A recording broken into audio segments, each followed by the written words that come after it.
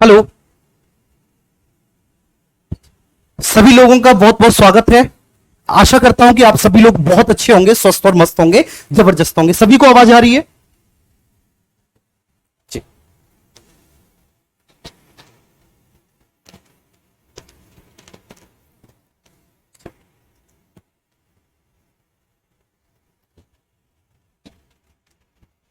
ठीक है। Audio video सब कुछ क्लियर होगा।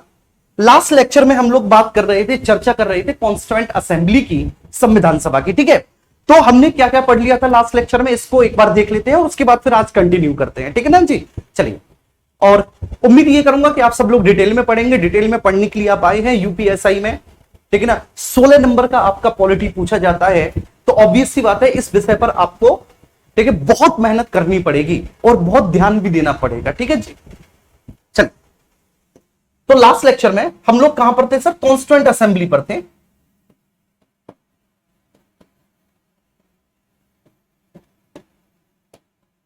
सभा।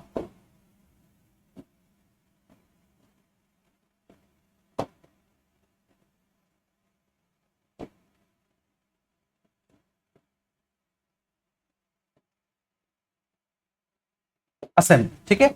कॉन्स्टिट्यूएंट असेंबली पर थे, संविधान सभा पर थे, और हम संविधान सभा के बारे में चर्चा कर रहे थे। संविधान सभा में, ठीक है, जिस टॉपिक पर हम थे या फिर जिस, ठीक है, बात पर हम लोग चर्चा कर रहे थे, हम लोग कर रहे थे डिमांड्स फॉर कॉन्स्टिट्यूएंट असेंबली, मतलब संविधान सभा की मांग। ठीक है। तो हमारी चर्चा चल रही थी भैया जी किस पर? संविधान सभा की मांग पर।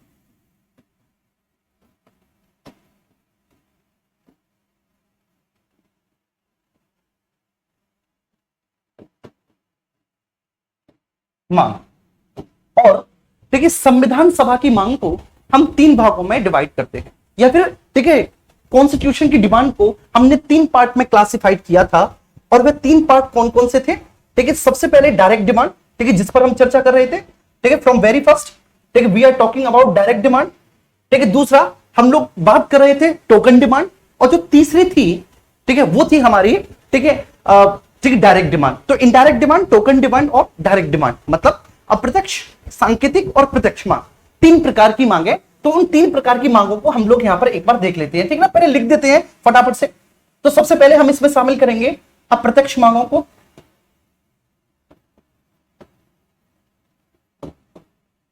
अप्रत्यक्ष मांग। ठीक है, दूसरी सांकेतिक मांग,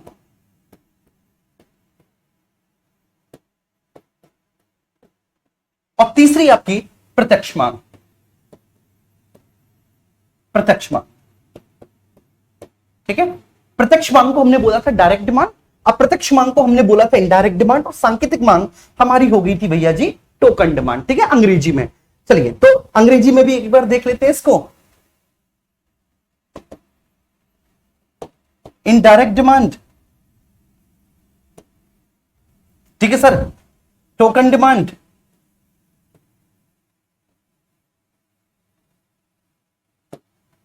और आपकी, ठीक है सर, डायरेक्ट डिमांड।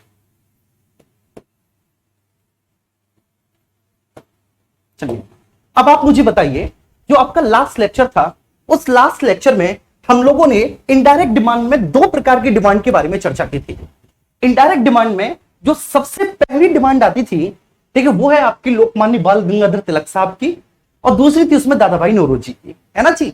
तो जो सबसे पहली थी इसमें, वह किसकी थी? लोकमान्य बाल गंगाधर तिलक, बाल गंगाधर तिलक।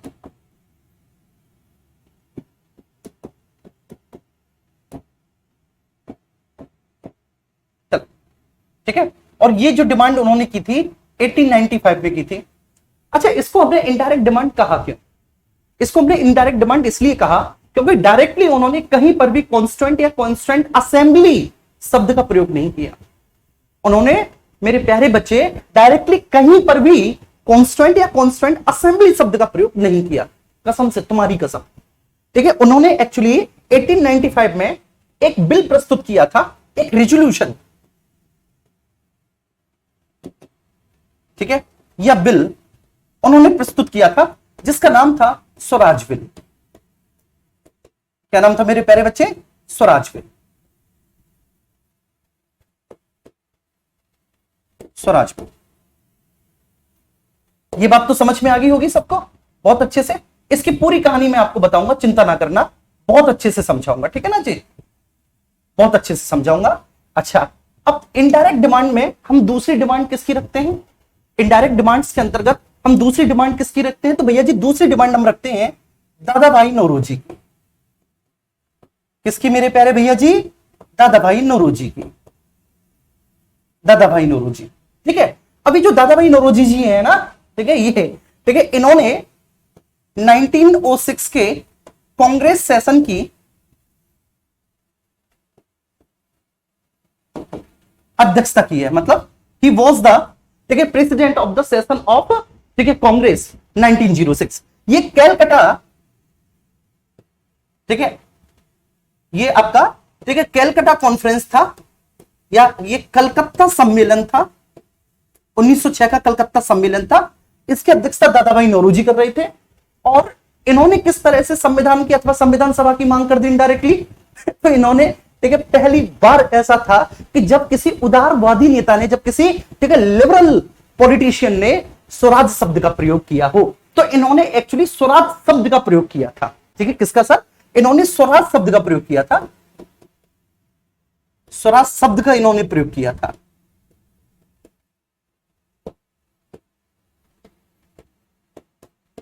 प्रयोग किया था इन्होंने, ठीक है, ध्यान रखना। और जो इन्होंने स्वराज शब्द का प्रयोग किया, ये स्वराज शब्द का इनके द्वारा, इनके मुख से, ठीक है, ये जो शब्द निकला गया, इसके मायने ये निकाले गए कि भैया ये एक प्रकार की संविधान की तो मांग है ना जी। तो ये तो हो गया आपका प्रत्यक्ष मांग में। अब सांकेतिक डिमांड में जो आपका टोकन डिमांड है, टोकन डिमांड में, ठीक है, सबसे पहले हम लोग शामिल करते हैं फ्रॉम द वेरी फर्स्ट, ठीक है, मैं साइड में हो जाऊंगा, डोंट वरी, मैं साइड भी हूंगा, मैं आपको भरपूर समय दूंगा कि आप स्लाइड को निहारो, ठीक है ना, आप बिल्कुल भी परेशान मत होना।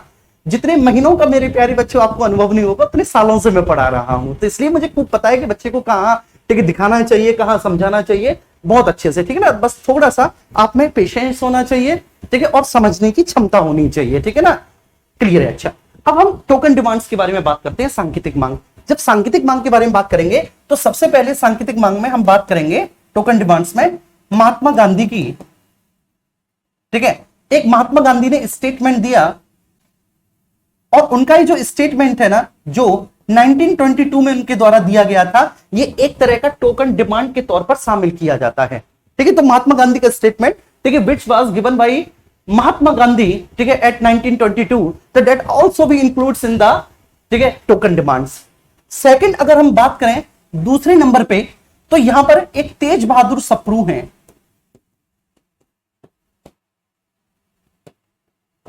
कौन है? तेज बहादुर सप्रू। 1923 में तेज बहादुर सप्रू, ठीक है ना, एक बेसिकली बिल, ठीक है, एक रेजोल्यूशन को प्रेजेंट करते हैं। उस रेजोल्यूशन या बिल का नाम था कॉमनवेल्थ ऑफ इंडिया बिल, ठीक है। क्या नाम था उसका? Commonwealth of India bill.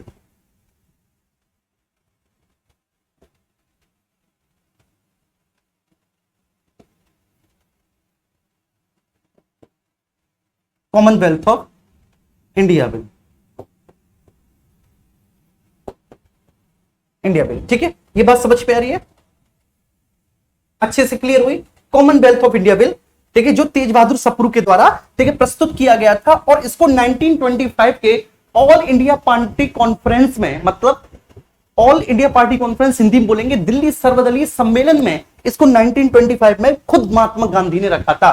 और अगर हम डायरेक्ट डिमांड के बारे में बात करें, तो डायरेक्ट डिमांड में हम सबसे पहले शामिल करते हैं, ठीक है भाई, एन रॉय, मानवेंद्र नाथ रॉय की डिमांड, रॉय, उनकी डिमांड को शामिल करेंगे सबसे पहले।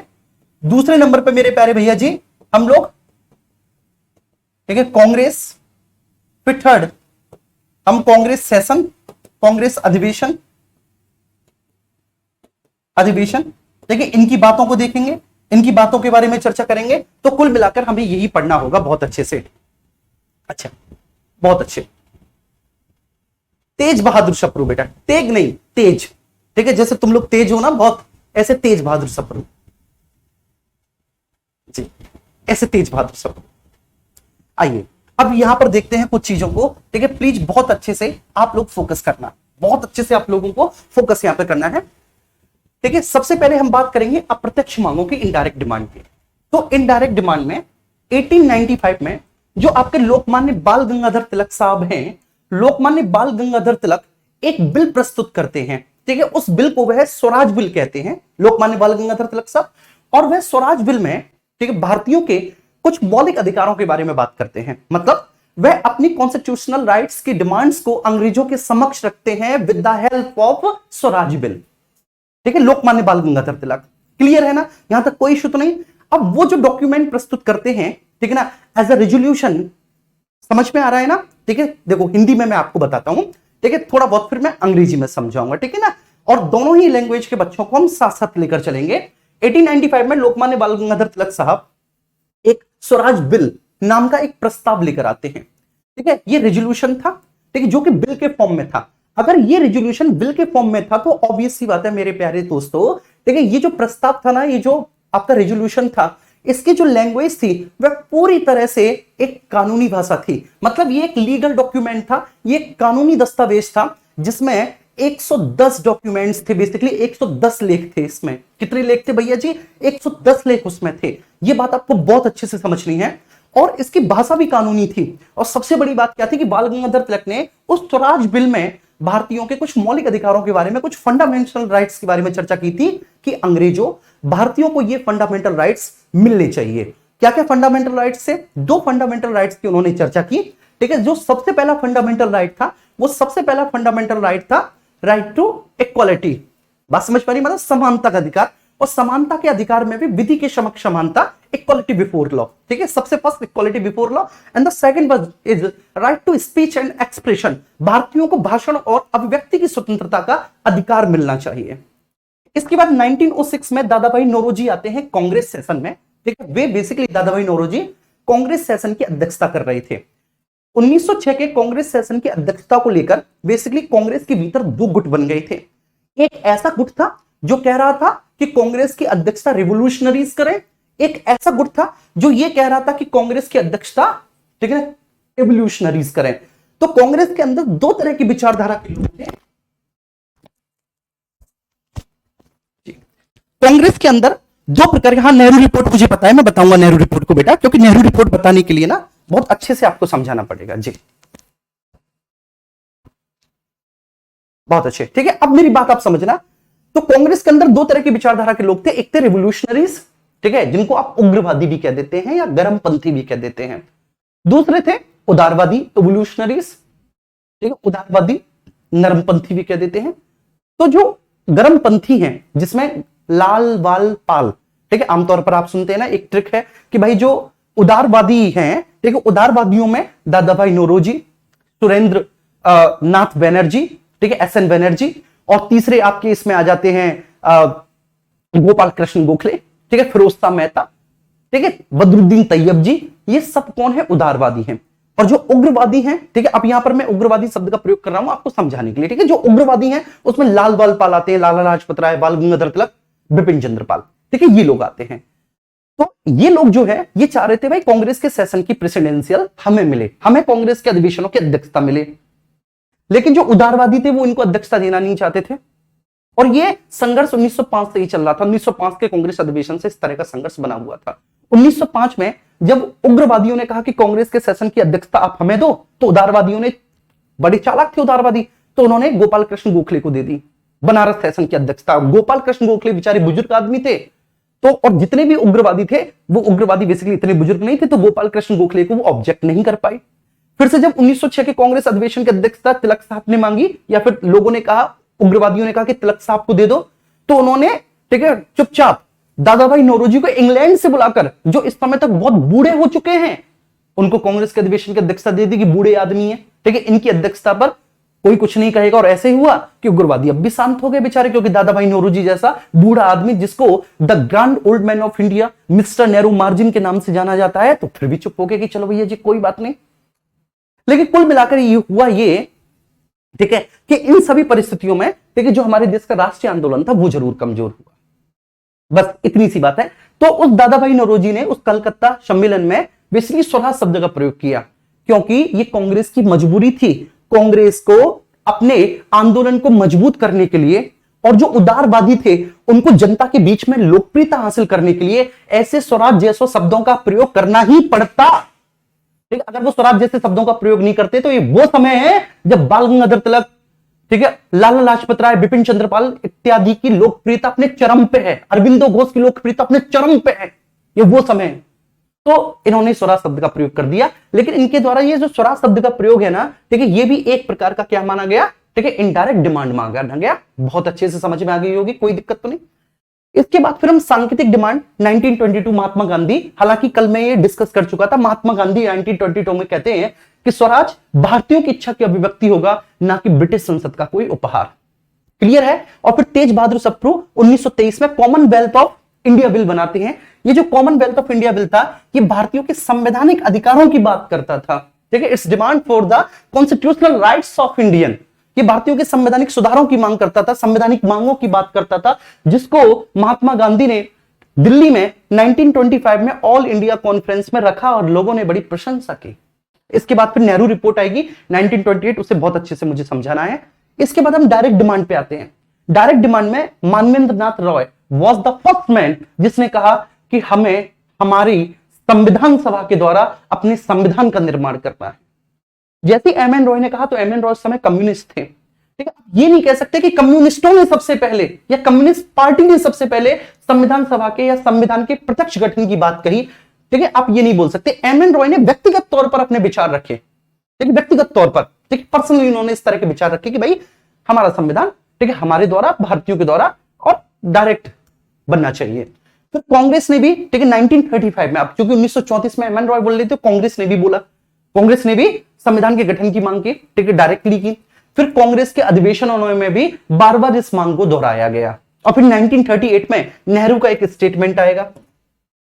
1938 में नेहरू का एक स्टेटमेंट आएगा, क्या कि स्वतंत्र भारत का संविधान बिना किसी बाहरी हस्तक्षेप के बनना चाहिए और ऐसी संविधान सभा द्वारा बनना चाहिए जो अडल्ट सफ्रेज पर, ठीक है, आधारित हो, जो वयस्क मताधिकार पर आधारित हो। जी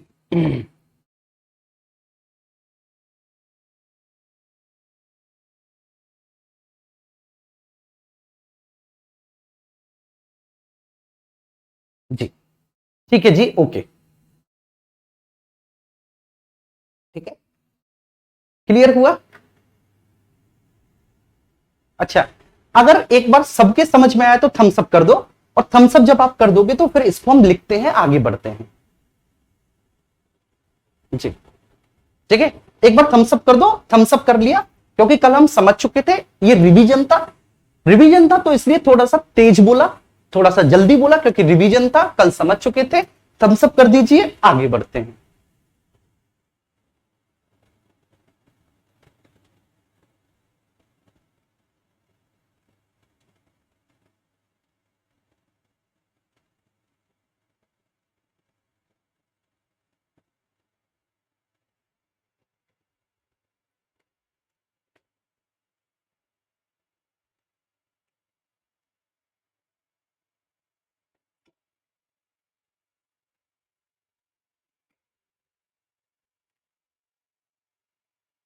चलिए, ठीक है,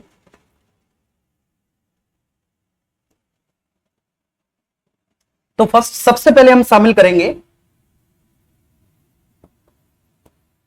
अप्रत्यक्ष मांग।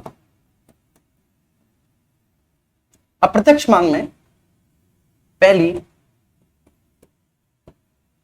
लोकमान्य बाल गंगाधर तिलक,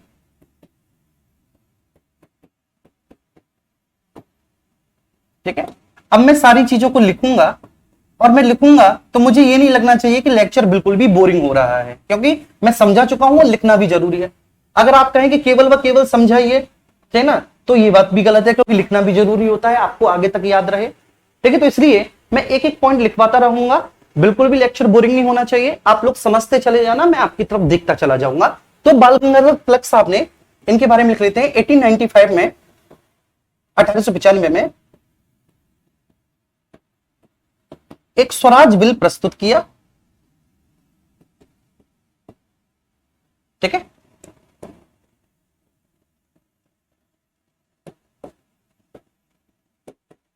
प्रस्तुत किया। यह एक ठीक है, लीगल डॉक्यूमेंट था,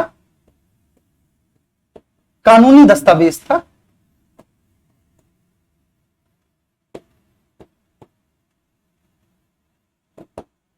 लीगल डॉक्यूमेंट था, ठीक है, जिसकी भाषा कानूनी थी। ये ऐसा लीगल डॉक्यूमेंट था भैया जी जिसकी भाषा कैसी थी, इसकी भाषा कानूनी थी।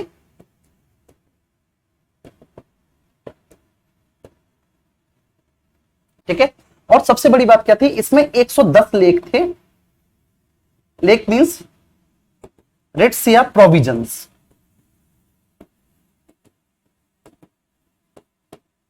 ठीक है, 110 प्रोविजंस थे, या फिर आप इनको रिट भी बोल सकते हैं, या फिर आप इनको प्रोविजंस भी बोल सकते हैं। ठीक है जी,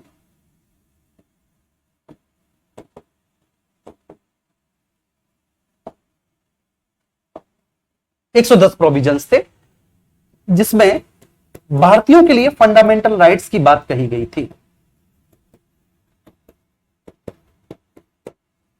मौलिक अधिकारों की बात कही गई थी, बात कही गई थी। ठीक है, किसकी सर, फंडामेंटल राइट्स की।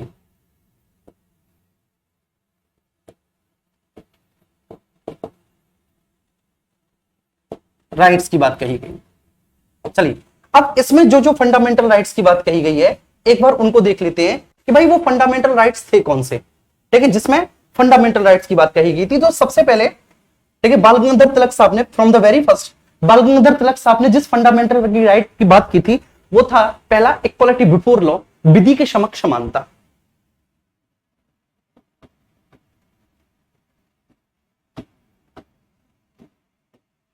विधि के समक्ष समानता।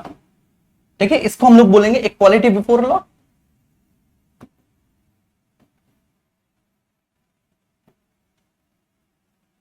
विधि के समक्ष समानता। अच्छा, अब इसको आप थोड़ा सा समझ लीजिए, विधि के समक्ष समानता का मतलब क्या होता है। विधि के समक्ष समानता का मेरे प्यारे बच्चे मतलब ये होता है कि कानून की नजरों में सभी समान हैं, कोई कितना भी अमीर क्यों ना हो, कोई कितना भी गरीब क्यों ना हो। ठीक है, कोई कितने भी ठीक है बलशाली क्यों ना हो, कोई कितना भी शारीरिक दृष्टि से कमजोर क्यों ना हो, कोई बेसिकली किसी भी क्लास में, ठीक है, चाहे अपर क्लास का हो चाहे लोअर क्लास का हो, कानून सभी के लिए समान है, कोई भी कानून से ऊपर नहीं होता। ठीक है, कानून से कोई भी ऊपर नहीं हो सकता, कानून के समक्ष सभी लोग समान होते हैं। ये बात आपको बहुत अच्छे से ध्यान रखनी है। तो ये जो इक्वालिटी बिफोर लॉ है, इसके बारे में पहले आप समझ लीजिए। ठीक है, इसको प्रोफेसर डाइसी के विधि के शासन से लिया गया है। इसको प्रोफेसर डाइसी के रूल ऑफ लॉ, विधि के शासन से लिया गया है, रूल ऑफ लॉ से लिया गया है। ठीक है, प्रोफेसर डाइसी के, प्रोफेसर डाइसी अपने रूल ऑफ लॉ में बताते हैं कि कानून सर्वोच्च है, कानून किसी भी राजनीतिक सत्ता से सबसे ऊंचा है, कानून किसी भी व्यक्ति, किसी भी व्यक्ति मतलब बेटा पर्सन, संस्था, संस्था से सर्वोच्च है, सर्वोच्च है। मतलब ठीक है, विधि के समक्ष समानता का सीधा सा मतलब है कि लॉ इज सुप्रीम। ठीक है, कानून सबसे बड़ा होता है, कोई भी कानून से ऊंचा नहीं हो सकता। तो इसका मतलब है कानून किसी भी व्यक्ति संस्था से सर्वोच्च है। ठीक है, सभी कानून के दायरे में आते हैं, सभी कानून के दायरे में आते हैं, आते हैं, आते हैं। देखो ये बात मैं आपको बता रहा हूं। ठीक है, ईश्वर करे कि आप सब लोग ऐसा ही बने, सब लोग इस बार दरोगा बने, और जो दरोगा नहीं बन पाए तो वो पॉलिटी के टीचर तो अपने जिले में, अपने कस्बे में, अपने महानगर में, अपने नगर में जरूर बन जाओगे। ठीक है, इस बात की मैं गारंटी ले रहा हूं, लेकिन बहुत अच्छे से समझना, पेशेंस रखना। ठीक है, यूपीएसआई की पॉलिटी है, मजाक बात नहीं है। ठीक है, एक एक चीज को बहुत अच्छे से क्लियर करना पड़ेगा। ठीक है, ये कोई ठीक है आपकी ये ध्यान रखना है, कोई फैक्चुअल क्लास नहीं है कि केवल फैक्ट फैक्ट पर डिपेंड है, इसमें बहुत सारे कॉन्सेप्ट भी हैं। ठीक है, तो विधि के समक्षमता प्रोफेसर डाइसी का हमने रूल ऑफ लॉ विधि के शासन से लिया है, जिसमें प्रोफेसर डाइसी बोलते हैं कि कानून सभी के लिए समान है, कोई भी कानून से ठीक ऊपर नहीं हो सकता, सभी कानून के दायरे में अंतर आते हैं। दूसरे मौलिक अधिकारों की जो बाल गंगाधर तिलक साहब ने बात की थी, वह सेकंड जो फंडामेंटल राइट था, जो दूसरा मौलिक अधिकार था, वह था आपका अभिव्यक्ति की स्वतंत्रता, जिसकी उन्होंने बात की थी, अभिव्यक्ति की स्वतंत्रता, राइट टू स्पीच।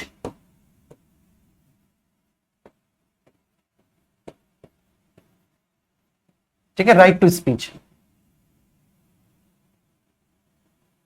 अभिव्यक्ति की स्वतंत्रता। अब ये जो राइट टू स्पीच, अभिव्यक्ति की स्वतंत्रता है, इसका मतलब क्या है? देखिए, तो इसका मतलब यह है कि प्रत्येक व्यक्ति को अपने विचार व्यक्त करने का अधिकार है। अभिव्यक्ति की स्वतंत्रता का सीधा सा आशय क्या होता है बच्चे, कि सभी को अपने विचारों को व्यक्त करने का अधिकार है। सभी को अपने विचारों को व्यक्त करने का अधिकार है, व्यक्त करने का अधिकार है।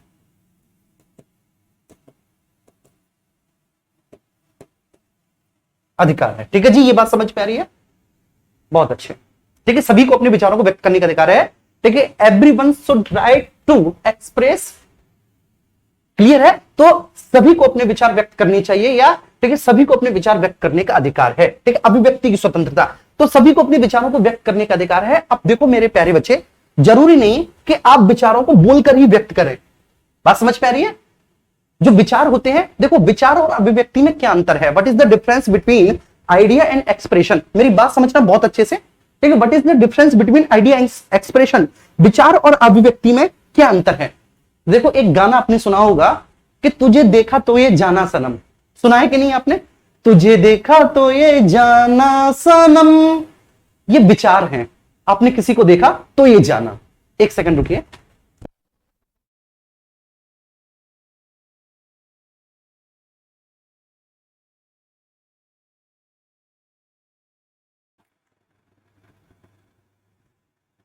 ठीक है, मेरी आवाज आ रही होगी बेटा, मैंने सेल चेंज किए थे ना। चलिए, तो तुझे देखा तो ये जाना सनम, ठीक है, थोड़ा सा लहमे में बोल लूंगा बाद में, ये विचार हैं। ठीक है, आप कहीं से गुजर कर जा रहे थे, आपकी नजर किसी एक सुंदर प्राणी पे पड़ी, और जैसे ही सुंदर प्राणी पे आपकी नजर पड़ी, ठीक है, तो नजर पड़ते ही आपके मन में विचार आए। विचार कैसे भी आ सकते हैं, ये निर्भर करता है कि आपकी मनोदशा कैसी है। बात समझ में आ रही है? आपके चरित्र पर निर्भर करता है, लेकिन आपके भीतर जो आया वो विचार थे। शाम को आप अपने दोस्त के पास गए, और जैसे ही आप अपने दोस्त के पास गए, तो दोस्त के पास जाके आप बोलते हैं, अरे यार पता है तुझे यार राकेश, अरे यार भाई आज पूछ मत कुछ यार, आज मैं जो है ना ऐसे एक लाइब्रेरी से पढ़ के निकल रहा था, और वो पता है ना वो वाला छोरा, कि हाँ भाई वो वाला, अरे यार। तो ये आपने उन विचारों को व्यक्त कर दिया। अब व्यक्त का, ठीक है, साधन कोई भी हो सकता है, माध्यम कोई भी हो सकता है। आप गाकर अपने विचारों को व्यक्त कर सकते हैं, आप लिखकर अपने विचारों को व्यक्त कर सकते हैं, जैसे लिखकर मैं अपने विचारों को व्यक्त कर रहा हूं, मैं बोलकर अपने विचारों को व्यक्त कर रहा हूं, आप गाकर कर सकते हैं, आप पेंटिंग बना के कर सकते हैं, आप चुप रहकर भी अपने विचारों को व्यक्त कर सकते हैं, आप संकेतों में भी अपने विचारों को व्यक्त कर सकते हैं। जैसे कभी कभी जब आप 12th में होगे तो आप ऐसे जरूर करते होगे, हैं क्लास में, क्यों? ये भी बेटा अभिव्यक्ति का एक माध्यम था। ऐसे करते थे कि नहीं, बताओ? ये भी अभिव्यक्ति का एक माध्यम था। उम्मीद करता हूं तो ये बाल गंगाधर तिलक साहब ने स्वराज बिल प्रस्तुत किया था। क्लियर है? अब इसके बाद सेकंड हम आते हैं दादा भाई नौरोजी पर।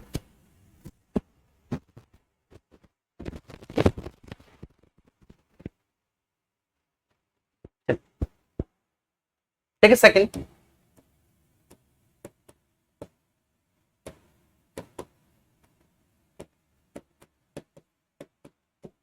दादा भाई नौरोजी। ठीक है, इन्होंने 1906 के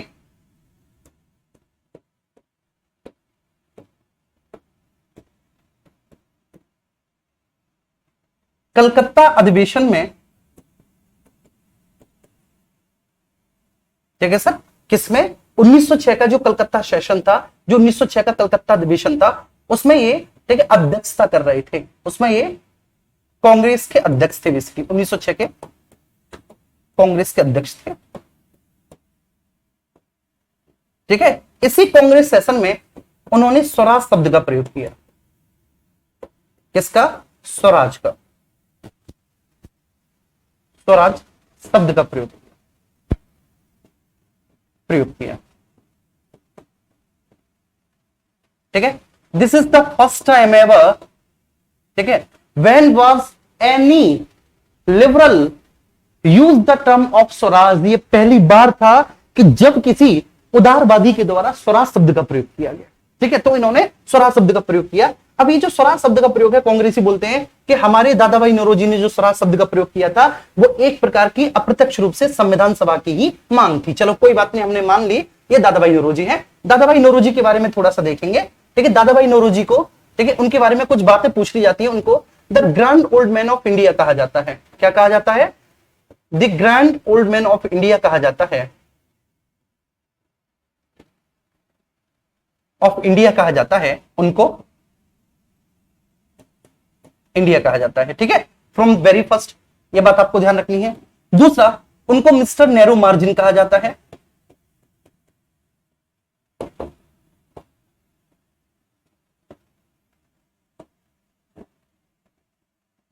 मार्जिन कहा जाता है। ठीक है, चलिए, तो the grand old man of India mister Nehru margin, ठीक है, इस तरह के शब्दों का प्रयोग दादा भाई नौरोजी के लिए कहा जाता है। ठीक है, पहले कांग्रेसी, ठीक है, फर्स्ट कांग्रेसी जिन्होंने सबसे पहले 3 बार, मतलब इन्होंने सबसे पहले 3 बार कांग्रेस के सेशन की अध्यक्षता की। इनके बाद में भी कई सारे लोग हुए जिन्होंने कांग्रेस के अधिवेशन की अध्यक्षता 3 या उससे ज्यादा बार की, लेकिन ये पहले ऐसे व्यक्ति थे, पहले कांग्रेसी थे जिन्होंने कांग्रेस के अधिवेशन की 3 बार अध्यक्षता की, जिन्होंने कांग्रेस अधिवेशन की 3 बार अध्यक्षता की, 3 बार अध्यक्षता की।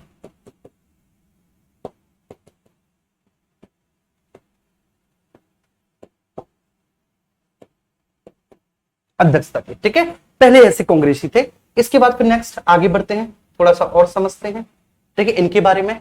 चलिए, ठीक है सर, ये पहले भारतीय थे जो ब्रिटिश संसद के सदस्य बने। ठीक है, ये पहले भारतीय थे ब्रिटिश संसद के सदस्य बने। ठीक है, ये बात आपको बहुत अच्छे से, ठीक है, ब्रिटेन में बेसिकली एक, ठीक है, संसदीय क्षेत्र था, एक कॉन्स्टिट्यूएंसी थी जिसका नाम था फिंसबर्ग। ये फिंसबर्ग से चुनाव लड़े और जीते। सबसे बड़ी बात थी, पहले भारतीय जो ब्रिटिश संसद में निम्न सदन के सदस्य बने, पहले भारतीय जो ब्रिटिश संसद के सदस्य बने।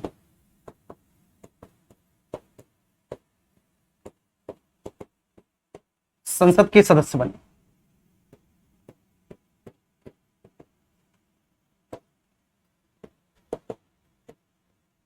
सदस्य बने। ठीक है जी, क्लियर हुआ दादा भाई नौरोजी? कोई इश्यू तो नहीं दादा भाई नौरोजी के बारे में? अभी तक अप्रत्यक्ष मांग चल रही है। अब इसके बाद हम आते हैं किस पर? सांकेतिक मांग। और सांकेतिक मांग की जैसी हम बात करेंगे तो सांकेतिक मांग में, ठीक है, हमारे दृष्टि पटल पर आएंगे सबसे पहले महात्मा गांधी। क्लियर है? तो sir now we are discussing the token demand, सांकेतिक मांग। ठीक है,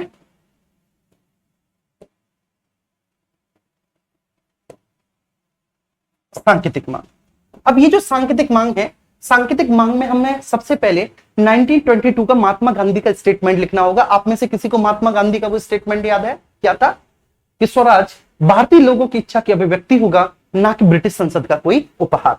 तो 1922 में ये क्या बोलते हैं? 1922 में स्वराज भारतीय लोगों की इच्छा की अभिव्यक्ति होगा, लोगों की, ठीक है, इच्छा की अभिव्यक्ति। इच्छा मींस डिजायर्स, इच्छा की अभिव्यक्ति होगा। अभिव्यक्ति मींस एक्सप्रेशन होगा, ना कि ब्रिटिश संसद का कोई उपहार। है ना? बोलो मेरे साथ, ना कि ब्रिटिश संसद का कोई उपहार,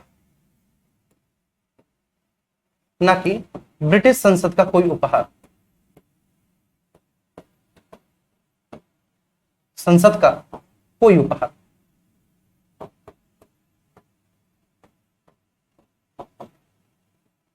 कोई उपहार, ठीक है। स्वराज भारतीय लोगों की इच्छा की अभिव्यक्ति होगा, ना कि ब्रिटिश संसद का कोई उपहार। इसका मतलब आप समझते हो जी? 1922, इसका मतलब आप समझते हो? इसका मतलब क्या हुआ? इसका मतलब ये हुआ कि बाल गंगाधर तिलक साहब जो हैं वो बिल्कुल सॉरी, इसका मतलब ये हुआ कि महात्मा गांधी जो हैं वो बिल्कुल क्लियर बोल रहे हैं कि जो स्वराज है, Swaraj means home rule. Swaraj means भैया जी होम रूल, ठीक है, तो वो बोल रहे हैं कि जो स्वराज है ना, जो होम रूल है, ठीक है, home rule will be the desires of every Indians, not a gift by the British government. मतलब ये हमारी इच्छा की अभिव्यक्ति है, हम चाहते हैं स्वराज, और तुम अगर हमें दे दोगे तो तुम हम पे कोई एहसान नहीं कर रहे, ठीक है, तुम हमें कोई उपहार नहीं दे रहे। क्लियर है, ये बात समझ में आई? अच्छा, इसके बाद फिर 1923 का साल आया, अगली साल 1923, और 1923 में तेज बहादुर Sapru,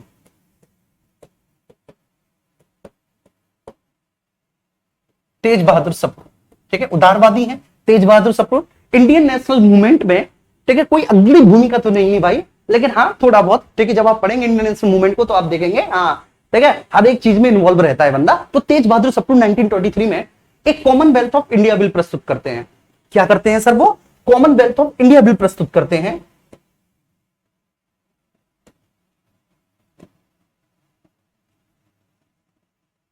Commonwealth of India bill प्रस्तुत करते हैं, इंडिया बिल।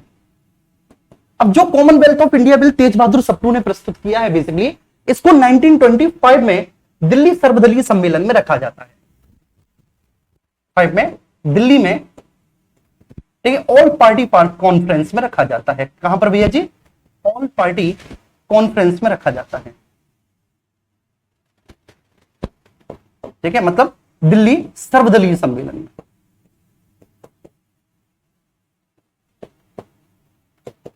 सम्मेलन में रखा जाता है, और खुद इसको कौन रखता है? महात्मा गांधी, 1925 में, ठीक है। इसमें भी भारतीयों के संवैधानिक अधिकारों की मांग की गई, ठीक है, इसमें भी क्या की गई थी? भारतीयों के संवैधानिक अधिकारों की मांग की गई थी। इसके बाद फिर साल आया 1928।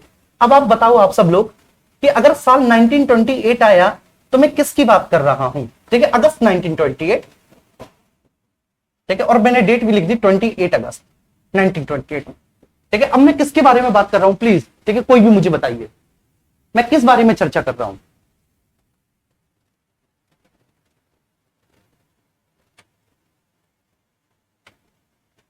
महात्मा गांधी जी ने कहा था,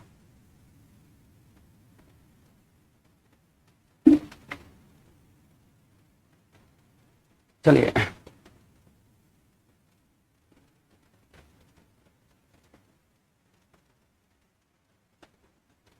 ठीक है, ये उपहार के बाद ये पूर्ण विराम लगा है, पूर्ण विराम, ठीक है, इसको पूर्ण विराम कहते हैं।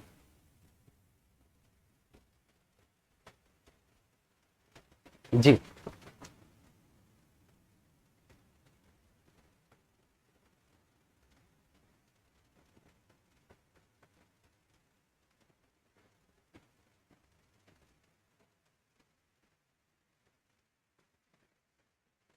जी, ठीक है। तो हम लोग चर्चा कर रहे हैं नेहरू रिपोर्ट के बारे में। किसके बात के बारे किस बात के बारे में?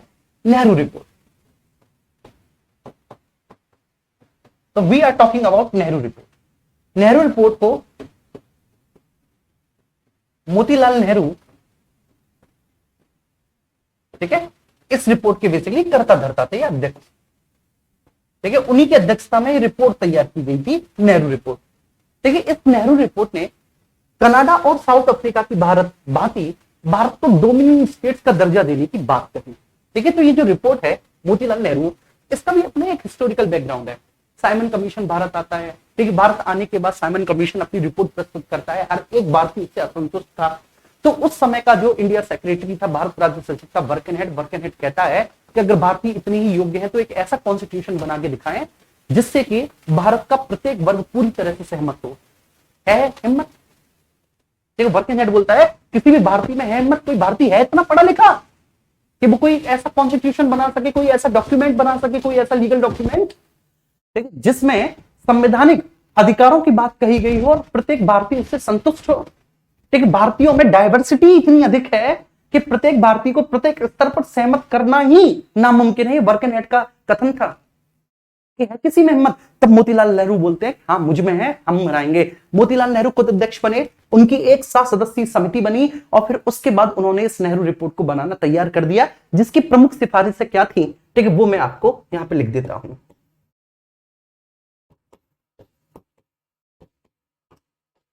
प्रमुख सिफारिशें क्या थी? ठीक है, वेरी फर्स्ट, ठीक है, सबसे पहली सिफारिश वो ये थी कि कनाडा और साउथ अफ्रीका की भांति भारत को भी एक डोमिनियन स्टेट्स का दर्जा दिया जाए। जी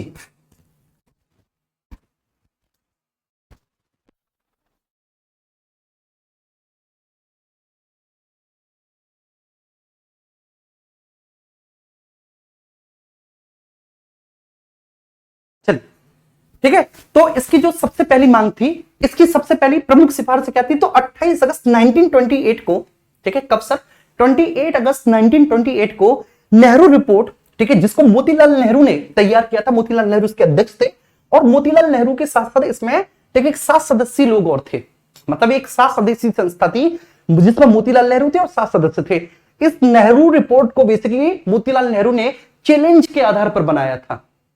ठीक है, इसको चैलेंज के आधार पर बनाया था। कैसे? कि साइमन कमीशन आया था। साइमन कमीशन की सिफारिशों को प्रत्येक भारतीय और भारतीय पॉलिटिकल पार्टीज ने अस्वीकार कर दिया कि हम इसे स्वीकार नहीं करेंगे। साइमन कमीशन की अनुशंसाओं को, एक दो छोटे मोटे अपवाद थे, उनको छोड़कर प्रमुख जितने भी पॉलिटिकल पार्टी थे सबने अस्वीकार कर दिया। ठीक है, तो उस समय जो इंडिया सेक्रेटरी था, भारत राज्य सचिव था वर्कनहेड। वर्कनहेड कहता है कि भारतीय अगर इतनी योग्य है ना, तो वो ऐसा लीगल डॉक्यूमेंट, एक ऐसा संविधान बना के दिखाएं जो भारत में सभी वर्गों को, सभी संप्रदायों को, सभी लोगों को सहमत करता हो। ठीक है, सभी को सहमत करता हो, जो सभी को पूरी तरह से सेटिस्फाई करता हो, ऐसा बना के दिखाएं। है किसी भारतीय में हिम्मत? ये वर्कनहेड बोल रहा है, जो भारत राज्य सचिव था।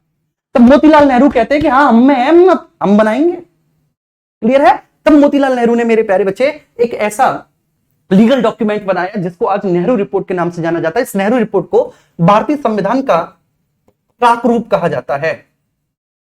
अगर ये क्वेश्चन पूछ लेना तो आधे बच्चे गिर जाएंगे कि इसको भारतीय संविधान का, ठीक है, प्राक रूप कहा जाता है। ठीक है, पुराना रूप कहा जाता है। ठीक है, it's a old version of Indian constitution. क्या कहा जाता है sir? Old version of Indian constitution. ना किताबों में मिलता ये, ना बेसिकली किसी के द्वारा पढ़ाया जाता, और ये प्रश्न आपका सीडीएस में पूछा गया था। ठीक है, सीडीएस में ये प्रश्न पूछा गया था। ठीक है, कोई सीडीएस का बच्चा हो तो बोल दो कि पूछा गया था कि नहीं।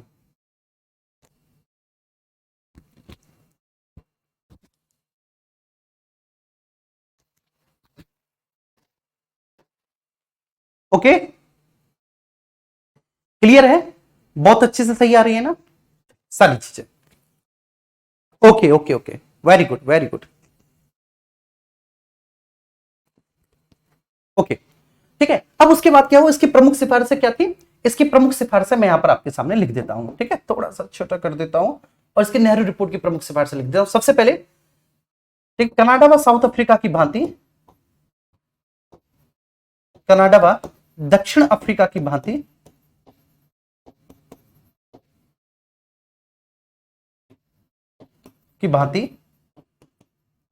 भारत को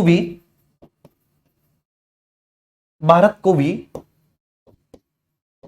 डोमिनियन स्टेट्स का दर्जा दिया जाए। डोमिनियन स्टेट्स का दर्जा दिया जाए,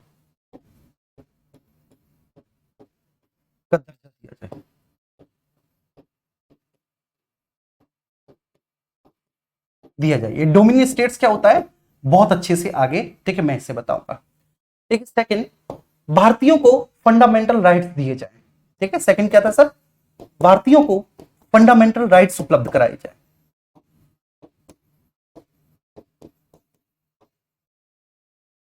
मौलिक अधिकार प्रदान कराए जाए। ठीक है, भारतीयों को फंडामेंटल राइट्स उपलब्ध कराए जाए, भारतीयों को मौलिक अधिकार प्रदान कराए जाए।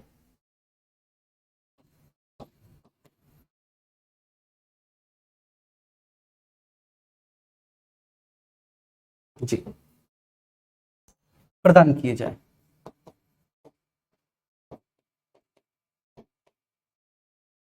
फंडामेंटल राइट्स प्रदान किए जाए,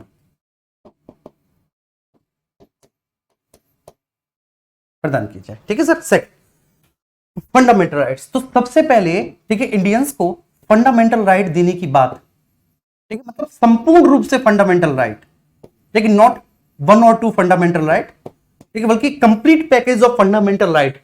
एक complete package of fundamental right भारतीयों को सबसे पहले अगर देने की बात किसी ने की, ठीक है, तो वो ये नेहरू रिपोर्ट ही था। ठीक है, वो क्या था सर? वो नेहरू रिपोर्ट ही था जिसने कंप्लीट पैकेज के तौर पर भारतीयों को फंडामेंटल राइट देने की बात कही थी। उम्मीद करता हूं कि बात आपको बहुत अच्छे से समझ में आ गई होगी। ठीक है, भारतीयों को फंडामेंटल राइट दिए जाए, कनाडा व साउथ अफ्रीका की बात भारत में डोमिनियन स्टेट्स का दर्जा दिया जाए। तीसरा सर, कम्युनल वोटिंग सिस्टम जो है, जो कम्युनल वोटिंग सिस्टम है, जो सांप्रदायिक निर्वाचन प्रणाली है, उस सांप्रदायिक निर्वाचन प्रणाली को पूरी तरह से समाप्त करके उसके आधार पर, ठीक है, उसके आधार पर अल्पसंख्यकों को आरक्षण दिया जाए। तो ये इसकी एक महत्वपूर्ण सिफारिश थी। ये मैं आपको बाद में समझाऊंगा कि सांप्रदायिक निर्वाचन प्रणाली क्या होती है। सांप्रदायिक निर्वाचन प्रणाली को समाप्त करके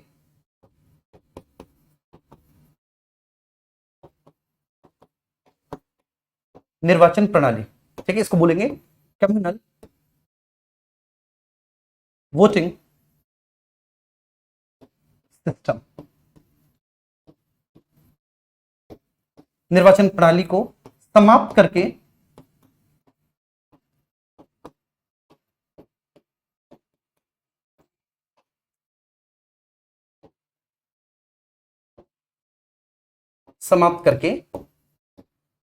अल्पसंख्यकों को आरक्षण दिया जाए।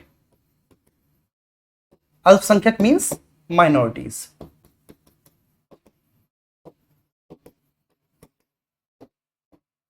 को, ठीक है, स्थानों का आरक्षण दिया जाए, रिजर्वेशन दिया जाए, आरक्षण दिया जाए। इसके बाद भारत में एक संघीय शासन प्रणाली की व्यवस्था की जाए। फोर्थ पॉइंट, भारत में एक संघीय शासन व्यवस्था, ठीक है, संघीय शासन व्यवस्था means federal system. Federal system, ठीक है, फेडरल सिस्टम क्या सर? Federal system. तो भारत में एक संघीय शासन व्यवस्था की स्थापना की जाए, फेडरल सिस्टम की स्थापना की जाए। ठीक है, भारत में, उम्मीद करता हूं कि बात समझ में आ गई होगी कि भारत में सर फेडरल सिस्टम की स्थापना कर दी जाए। ठीक है भाई, यहां तक कोई इश्यू नहीं रहा होगा। उम्मीद करता हूं कि बात में बहुत अच्छे से आपको, ठीक है, समझा पाया हूँ। Federal system. अब आप में से कह रहे होंगे सर ये संघीय शासन क्या होता है? ठीक है, आप चिंता ना करो, ये संघीय शासन व्यवस्था 1935 के, ठीक है, इंडियन गवर्नमेंट एक्ट में हमको दे दी थी। अभी बहुत पढ़ना है, बस यही कह रहा हूं, बहुत पढ़ना है, चुपचाप आराम से पढ़ते जाओ। ठीक है, ये नेहरू रिपोर्ट है। अब उसके बाद, ठीक है, नेहरू रिपोर्ट की ये प्रमुख मांगे हैं। ऐसे तो बहुत, ठीक है ना, वाइड है नेहरू रिपोर्ट, लेकिन बस, ठीक है, that is the most and most important point of this. ठीक है, क्या सर? कि इसको old version of Indian constitution, भारतीय संविधान का प्राक रूप कहा जाता है। क्लियर है? इसको भारतीय संविधान का प्राक रूप कहा जाता है। ये सबसे महत्वपूर्ण प्रश्न ये है। अब इसके बाद, ठीक है, आगे चलेंगे और आगे चलने पर हम बात करेंगे किसकी सर? प्रत्यक्ष मांग की, डायरेक्ट डिमांड।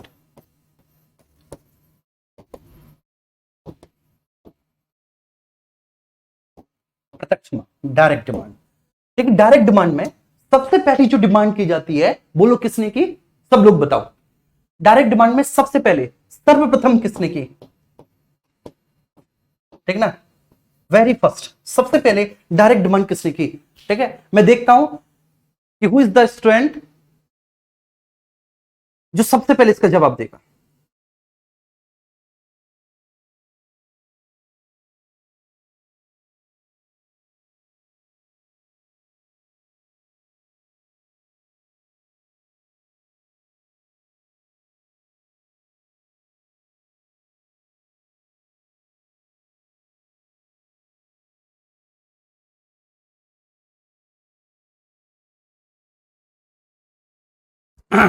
चलिए, ठीक है, तो सबसे पहले, अभी तक शायद किसी का जवाब नहीं आया, लेकिन सबसे पहले 1934 में मानवेंद्र नाथ रॉय ने, मानवेंद्र नाथ रॉय ने, ठीक है, ध्यान रखना, इनका वास्तविक नाम पूछ लिया जाता है, नरेंद्र भट्टाचार्य था, भट्टाचार्य था, और यह भारत में एक साम्यवादी विचारक थे। क्या थे सर? भारत में एक साम्यवादी विचारक थे। सर्वप्रथम प्रत्यक्ष रूप से संविधान सभा के गठन की मांग की थी। ठीक है, सर्वप्रथम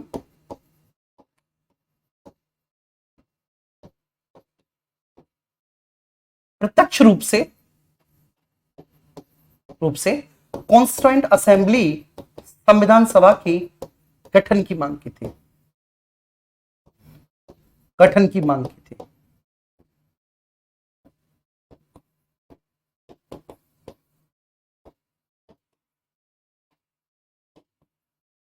ठीक है, सबसे पहले प्रत्यक्ष मांग में 1934।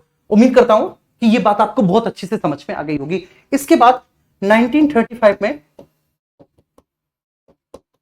कांग्रेस ने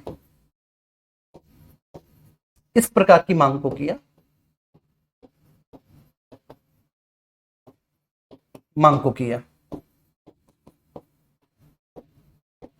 मांग की। एंड नेक्स्ट 1936, 1937 जो कांग्रेस सेशन है ना, ये दोनों वाले कांग्रेस सेशन 1936 और 1937 के कांग्रेस अधिवेशनों में इस मांग को दोहराया गया।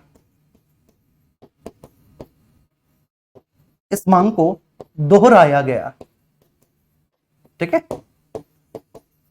The demand for constituent assembly, ठीक है, विल बी रिपीटेड, ठीक है, इन 1936 और 1937 कांग्रेस सेशन। क्लियर है जी? तो कांग्रेस अधिवेशनों में इस मांग को दोहराया गया 1936 और 1937। ठीक है, कोई प्लीज मुझे बताए कि 1936 का कांग्रेस सेशन कहां पर हुआ था, 1937 का कांग्रेस सेशन कहां पर हुआ था, एंड ठीक है, इन दोनों ही कांग्रेस के सेशनों का अध्यक्ष कौन था? कोई प्लीज मुझे बताए।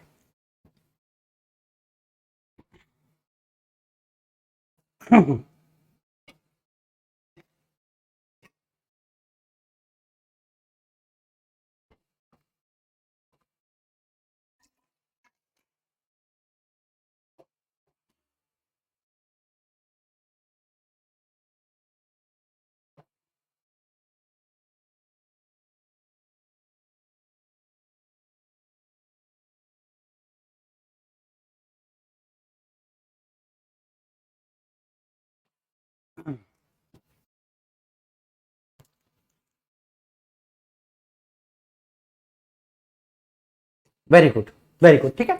1936 ये लखनऊ सेशन है, लखनऊ अधिवेशन है। इस लखनऊ अधिवेशन की अध्यक्षता जवाहरलाल नेहरू जी कर रहे हैं। ठीक है जी, कौन कर रहे हैं? जवाहरलाल नेहरू।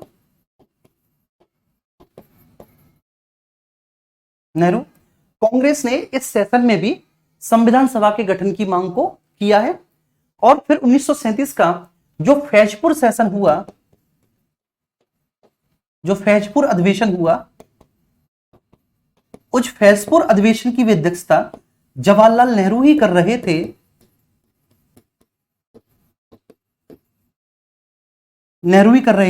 फैजपुर अधिवेशन की अध्यक्षता। और इस अधिवेशन में भी कांग्रेस ने दोबारा से इस मांग को दोहराया। अभी जो फैजपुर सेशन है, ये गांव में होने वाला पहला सेशन माना जाता है। ठीक है, ये जो फैजपुर वाला सेशन है, ये गांव में होने वाला, ठीक है, कांग्रेस का कोई, ठीक है, एकमात्र सेशन, गांव में होने वाला पहला कांग्रेस का अधिवेशन यही था, फैजपुर।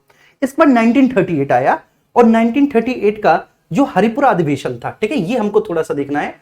कौन सा सर? 1938 का हरिपुरा अधिवेशन। ठीक है, थोड़ा सा, बस इतना ज्यादा नहीं, बस इतना जरूर देखेंगे कि एक स्टेटमेंट हमको नेहरू का लिखना है। वो स्टेटमेंट हमको इसलिए देखना है नेहरू जी का, क्योंकि जब हम आगे ऑब्जेक्टिव रेजोल्यूशन पढ़ेंगे ना, तो उस ऑब्जेक्टिव रेजोल्यूशन में बहुत काम आने वाला है, वो बहुत ज्यादा काम। तो हमें ये देखना है कि 1938, 1938 और 1938 में ये बेसिकली आपका हरिपुरा सेशन है, ये हरिपुरा अधिवेशन है। अब ये वाला जो आपका हरिपुरा अधिवेशन है ना, इसकी अध्यक्षता कर रहे हैं सुभाष चंद्र बोस इस अधिवेशन के प्रेसिडेंट है, अध्यक्ष है। लेकिन ठीक है, इसी अधिवेशन में नेहरू ने एक ऐतिहासिक भाषण दिया। देखिए नेहरू का एक हिस्टोरिकल स्पीच माना जाता है जो 1938 के अधिवेशन में किसने दिया था, जवाहरलाल नेहरू ने दिया था। और ये स्टेटमेंट आपको याद होना चाहिए क्योंकि इस स्टेटमेंट को कोट करके समीक्षा अधिकारी में पूछा गया था। आप बेशक आगे चल के समीक्षा अधिकारी का एग्जाम देंगे जब यूपीएसआई बन जाएंगे, या अभी भी कुछ बच्चे तैयारी कर रहे होंगे, तो उसमें पूछा गया था कि किसने ये कहा था कि स्वतंत्र भारत का संविधान बिना किसी बाहरी हस्तक्षेप के ऐसी संविधान सभा के द्वारा निर्मित होगा जो वयस्क मताधिकार के आधार पर निर्वाचित हो। ठीक है, इसके मायने बहुत हैं।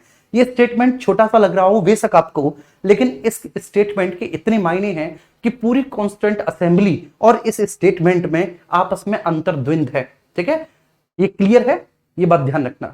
ठीक है, एक इंटरनल कॉन्ट्राडिक्शन है। The statement which was given by Nehru in 1938 Congress session and the constituent assembly, ठीक है, जो कैबिनेट मिशन के आधार पर गठित हुई है, दोनों में एक द्वंद है। वो आगे मैं आपको बताऊंगा, ठीक है, जब मैं आपको कैबिनेट मिशन पढ़ाऊंगा। लेकिन 1938 का हरिपुर अधिवेशन जो सुभाष चंद्र बोस जिसकी अध्यक्षता कर रहे थे, उसमें जवाहरलाल नेहरू कहते हैं, इस स्टेटमेंट को आप देख लो बस, कि स्वतंत्र भारत का संविधान, the constitution of independent India, स्वतंत्र भारत का संविधान बिना किसी बाहरी हस्तक्षेप के, बिना किसी बाहरी हस्तक्षेप के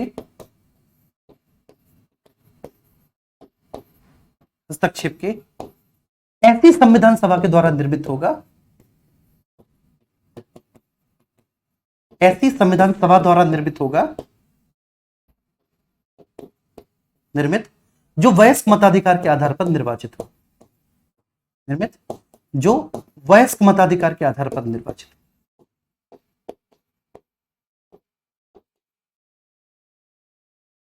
आधार पर निर्वाचित हो।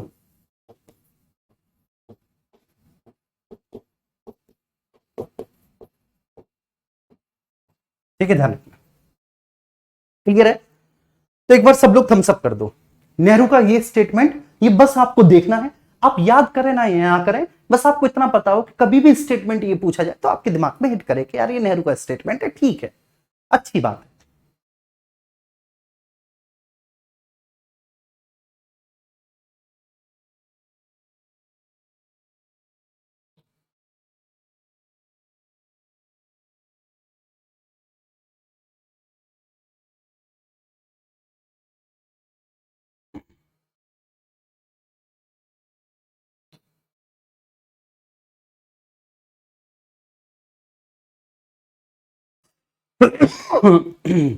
वेरी गुड, बहुत अच्छे।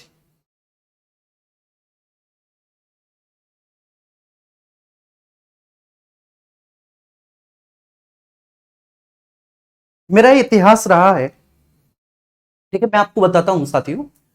मैं जब सब्जेक्ट स्टार्ट करता हूं ना, बच्चों को लगता है कि अरे यार मेरे समझ में नहीं आ रहा, ठीक है, इतिहास है मेरा, ठीक है, तो उनको लगता है कि यार ये मेरे समझ में ही नहीं आ रहा यार। ठीक है, कैसे, क्योंकि मैं आपको बताऊं ना, ठीक है, आई डोंट बिलीव इन, ठीक है, गिविंग लॉलीपॉप। मैं लॉलीपॉप देने में बिल्कुल भी विश्वास नहीं करता। मेरा साफ और सीधा सा मानना होता है कि पहली ही क्लास से, बिल्कुल, ठीक है, from the very first class मैं बच्चे का कॉन्सेप्ट मजबूत करा के चलो। मुझे पता है कि 2-3 क्लास में बच्चा समझेगा कि अरे ये क्या है क्या नहीं है, लेकिन जैसे जैसे उसका फाउंडेशन मजबूत होता चला जाएगा ना, उसको समझ में आता चला जाएगा कि वो क्या पढ़ रहा है।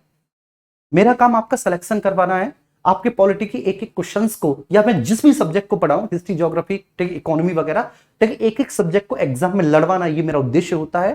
ठीक है, और एक बिल्कुल, ठीक है, ईमानदार अध्यापक की भांति मैं इस बात पर जोर देता हूं कि मेरे जो कॉन्सेप्ट हो वो डेप्थ हो, बच्चे को बहुत अच्छे से क्लियर हो। ठीक है, ऊपर ऊपर से फैक्ट बताने में बहुत अच्छा लगता है, क्लियर है, ये ध्यान रखना। फैक्ट बता के 4 चीजें रटवा दो, बड़ा अच्छा है, आपको भी लगेगा अरे वाह, लेकिन जब तक कॉन्सेप्ट की समझ नहीं होगी ना, तब तक कुछ नहीं कर पाओगे।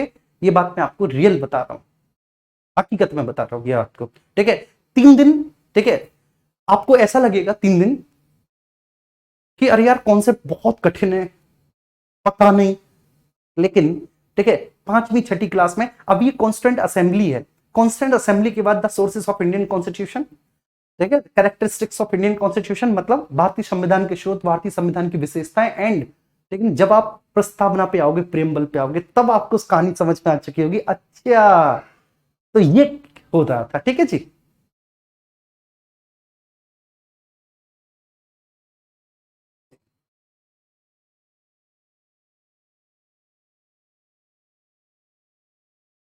ठीक है, तो बस ठीक है, ये कहानी थी, बहुत अच्छे से समझ में आ गई आपको, मुझे नहीं लगता ठीक है किसी भी तरह का कोई इश्यू रहा होगा।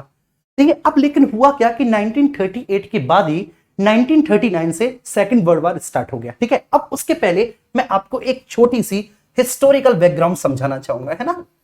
देखो, और इसी हिस्टोरिकल बैकग्राउंड को मैं आज समझाऊंगा और फिर नेक्स्ट क्लास में आपकी इसी हिस्टोरिकल बैकग्राउंड को मैं लिखवाऊंगा।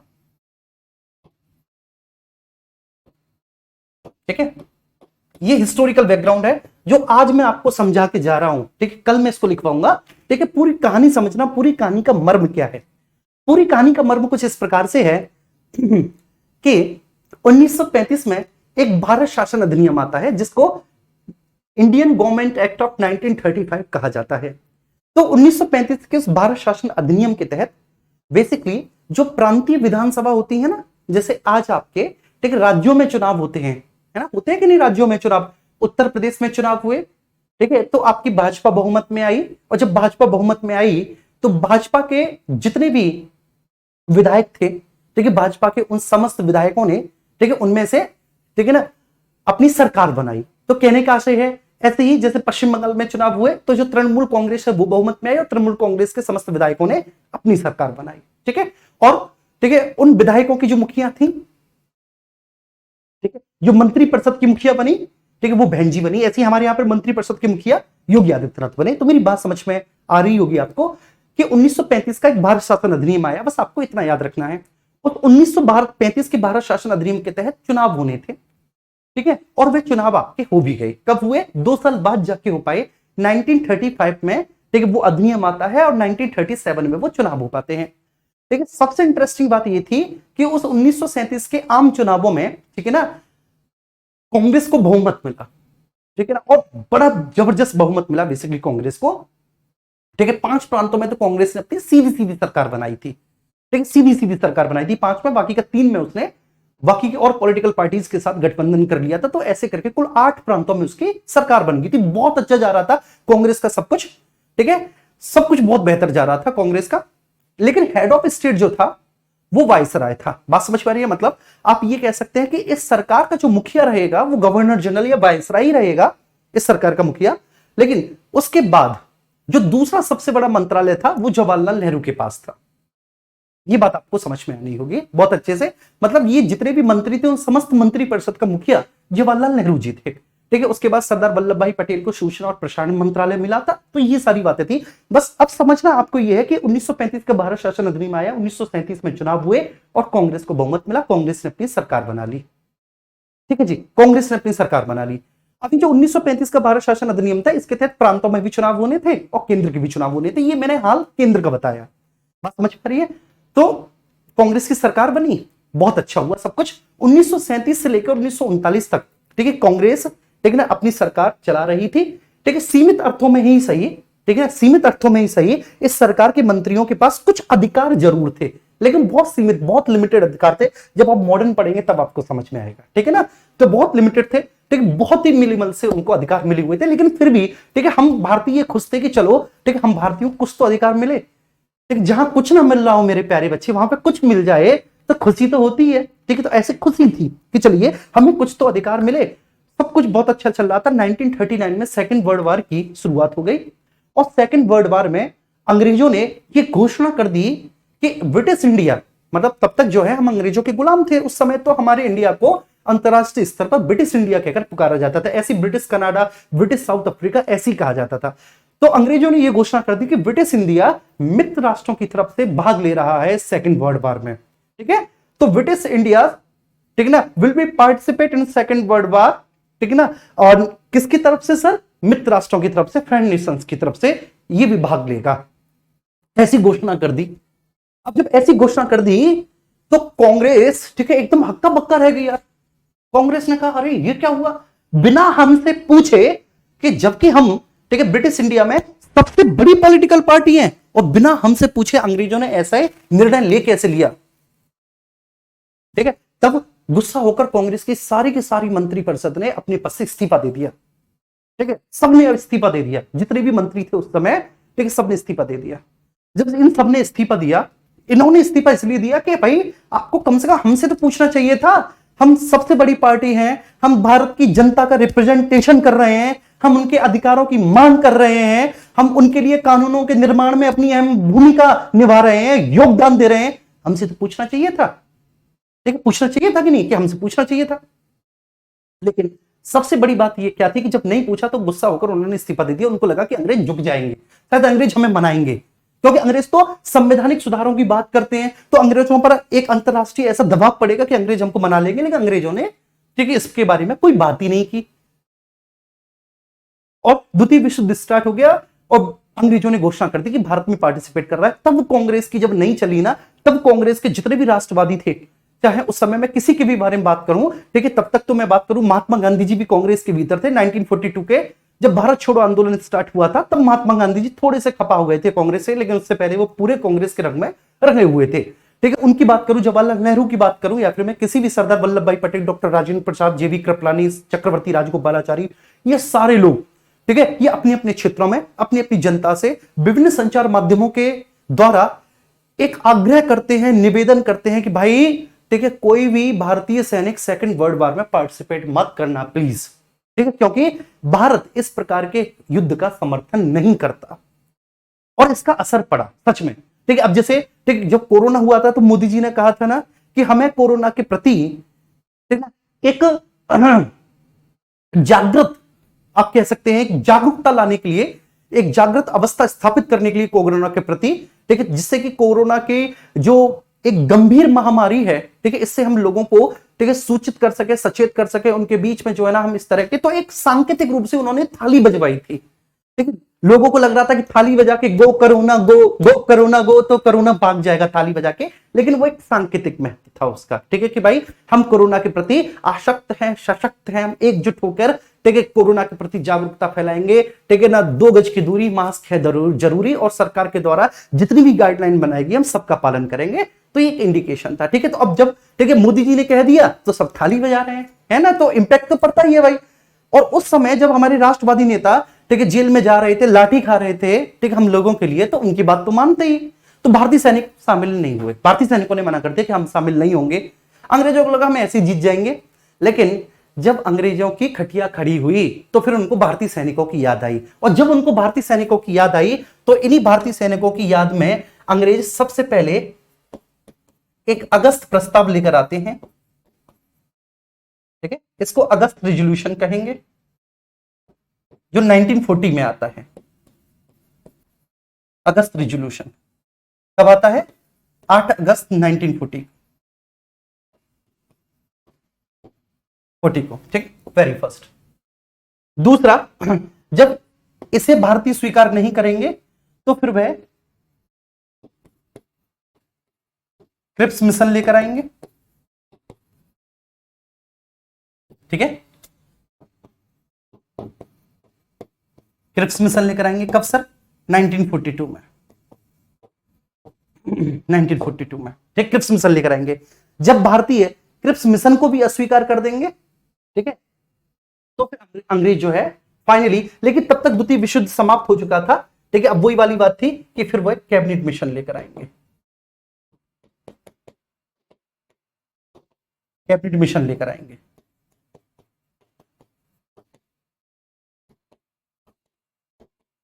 और इसी कैबिनेट मिशन की सिफारिशों के आधार पर हमारी संविधान सभा का गठन होगा। ये जो कैबिनेट मिशन है ना, इसी की सिफारिशों के आधार पर हमारी कॉन्स्टिट्यूएंट असेंबली गठित होगी, ठीक है। तो वो कहां गया नेहरू जी का स्टेटमेंट कि स्वतंत्र भारत का संविधान बिना किसी बाहरी हस्तक्षेप के, बाहरी हस्तक्षेप भी था क्योंकि ब्रिटिश सरकार में कैबिनेट स्तर के मंत्री थे, और जो वयस्क मताधिकार, जो अडल्ट सफ्रेज की बात की थी ना, अडल्ट सफ्रेज था ही नहीं, अडल्ट सफ्रेज था ही नहीं। कैसा मताधिकार था? सीमित था, ठीक है ना, और सांप्रदायिक निर्वाचन प्रणाली थी। कल देखेंगे। थैंक यू सो मच, बहुत बहुत धन्यवाद आप सभी का।